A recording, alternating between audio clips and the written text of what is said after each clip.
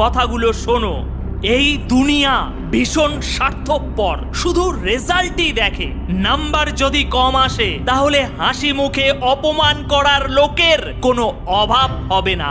যদি অপমানটা শুধু তোমাকে করা হতো তাহলে ততটাও গায়ে লাগতো না। যখন কেউ ফেল করে বা ফেল করতে করতে পাস করে, তখন মানুষ সেই ছাত্রটির কম তার বাবা মায়ের বেশি মজাক ওড়ায়। নিজেই ভেবে দেখো যেটা বললাম সেটা সত্য কিনা।